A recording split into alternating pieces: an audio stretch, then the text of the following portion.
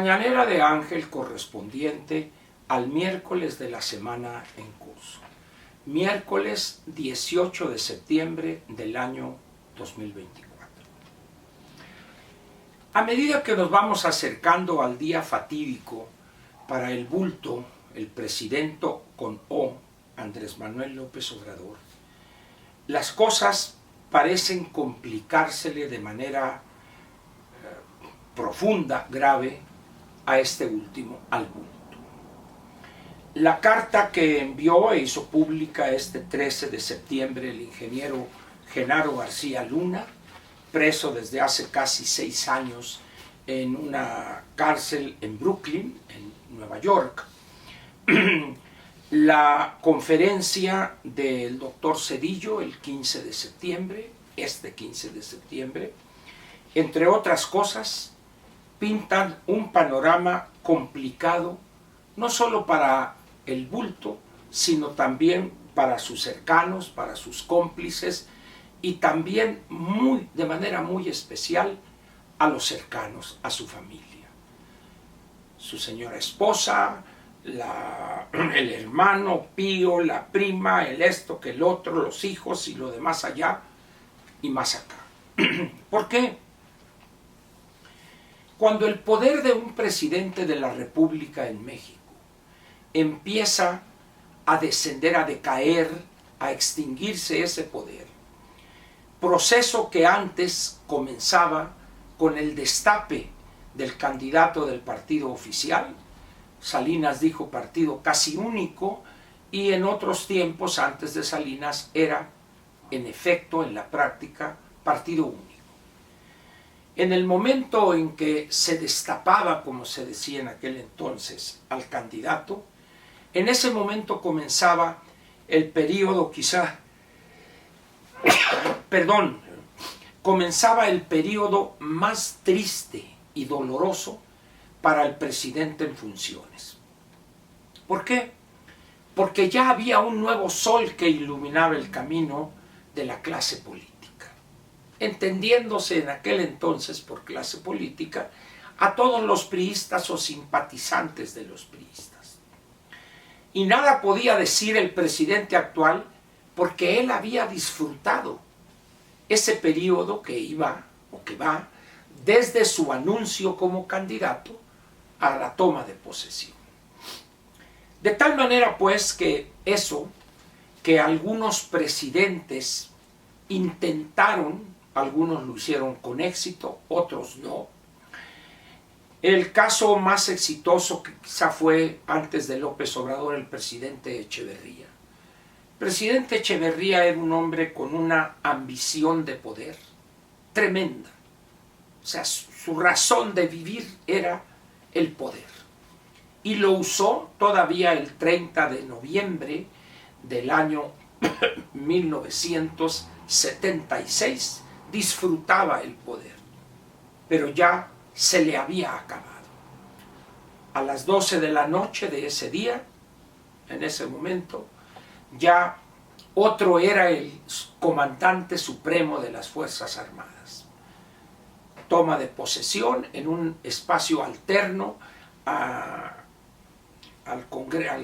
normalmente del Congreso, en el Auditorio Nacional, adecuado, preparado para la ocasión, y a partir de ahí, pues ya el poder ya era de otro.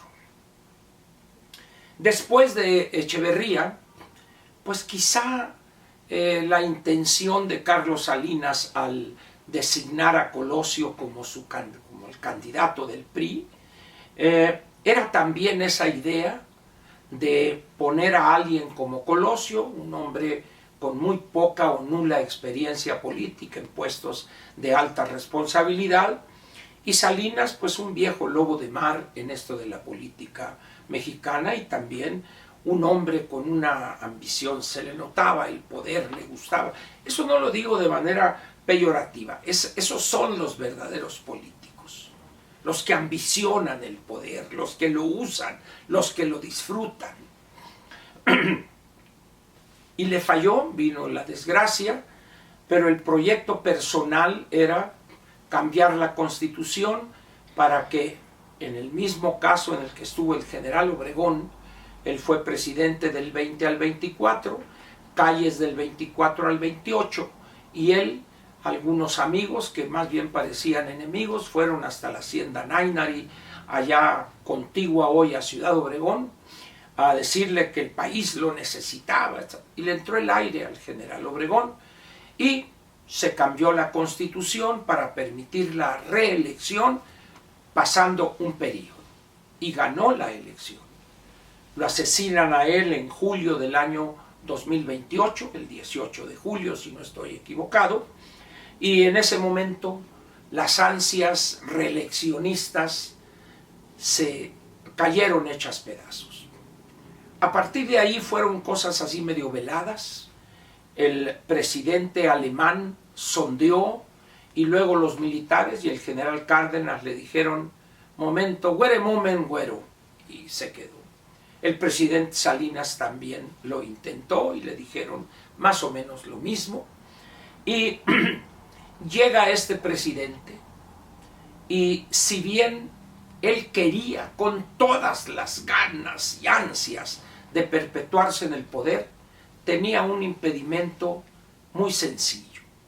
La ley es la ley, y él, aun cuando este hecho lo ignoran muchos, el presidente López Obrador no tuvo durante los 5 años 10 meses de su encargo, o antes por este periodo de este mes de la nueva legislatura, nunca tuvo la mayoría calificada en las 2 cámaras.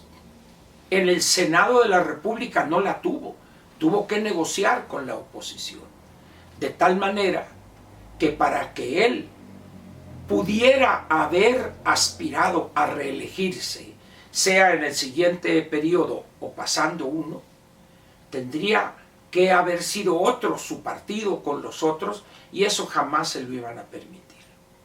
De tal manera pues que se dedicó desde prácticamente el inicio, el comienzo de su gobierno, para seleccionar a quien sería su sucesor, y que fue una sucesora. La disque doctora Claudia Sheinbaum, la hija que nunca tuvo él, y se dedicó a protegerla, a cultivarla, y aquella a dejarse querer, a inclinarse, a arrastrarse, y hoy es la presidente electa, y que tomará posesión o rendirá la protesta de ley este 1 de octubre para ser, a partir de ese momento, presidente constitucional, la presidente constitucional. El bulto soñó con eso, pero no era posible. Ese mito que tenemos, o esa tara que traemos desde el porfiriato en contra de la reelección, nos ha causado muchos problemas. Otros países lo han resuelto con 2 periodos de 4 años, algunos con 2 periodos de 5, pero no la han temido, no han tenido miedo para reformar sus constituciones. Estados Unidos mismo tiene 2 periodos de 4 años, pero en México hay un tabú respecto a la no reelección. Muy bien. López Obrador, pues, se convirtió en un cacique pueblerino despachando en Palacio Nacional. Y no ha entendido, o quizá no ha procesado correctamente, que el poder que se le da a un presidente de la República en México es temporal, no es eterno. Y él hoy está sintiendo los efectos de esa temporalidad. Anda desesperado, perdido, dice babosada y media, más de las que acostumbraba en las épocas de esplendor político, y anda totalmente desarticulado, haciendo y diciendo más tonterías que, como dije, a las que nos tenía acostumbrados de manera cotidiana. Y los problemas ahí están, agudizándose, y hay manifestaciones que lo tienen atemorizado. Las palabras del doctor Ernesto Zedillo en esta conferencia de la International Bar Association una organización internacional de abogados, generó reacciones desesperadas por parte de algunos lacayos de López Obrador. Sin embargo, nada pueden hacer. El presidente Zedillo es un ciudadano que no había hecho una sola declaración en torno a la situación política del país, como la que hizo hace 3 días, este 15 de septiembre. Y ante esas palabras del doctor Zedillo, muchos, por no decir todos, prefirieron atacar al mensajero en vez de entender y escuchar detenidamente el mensaje del doctor Zedillo. Para aquellos que no lo han hecho, pueden entrar sin ningún problema a través del buscador de su preferencia, en el Google, poner palabras del doctor Ernesto Zedillo en la conferencia del 15 de septiembre y ahí van a aparecer. Las pueden leer con detenimiento. Y es un golpe demoledor a esta megalomanía y a esta ansia de perpetuarse en el poder de este loquito que tenemos todavía durante 17, 16, hoy es 17, mañana es 18, 12 días más tendremos al frente de la jefatura del Estado mexicano. Pero también ha habido otro elemento importante. Este 13 de septiembre, el ingeniero Genaro García Luna, preso desde hace casi 6 años en una cárcel en Brooklyn, en condiciones, no voy a decir inaceptables, porque es potestad del Departamento de Justicia de los Estados Unidos y de su aparato judicial, tenerlo como ellos deseen tenerlo, ¿verdad? Nada hay que podamos hacer nosotros al respecto, pero lo que sí se puede hacer es entender por qué el ingeniero García Luna dice lo que dijo en esta carta hace 5 días, el 13 de septiembre. Y otra vez, aquellos que prefieren matar al mensajero en vez de leer el mensaje, le reclamaron: ¿y por qué hasta ahora? ¿Por qué hasta ahora se atreve a decir eso? En la conferencia o en la entrevista que dio el doctor Zedillo a Ciro Gómez Leiva, esta actitud me pareció en algunos momentos de la entrevista que Ciro la tuvo frente al doctor Zedillo. Y otra vez matar al mensajero. ¿Por qué hasta ahora, presidente? ¿Por qué no antes? Pues yo no sé, el doctor Zedillo podía haber dicho: porque hasta hoy se me hincharon los cataplines, Ciro. Punto.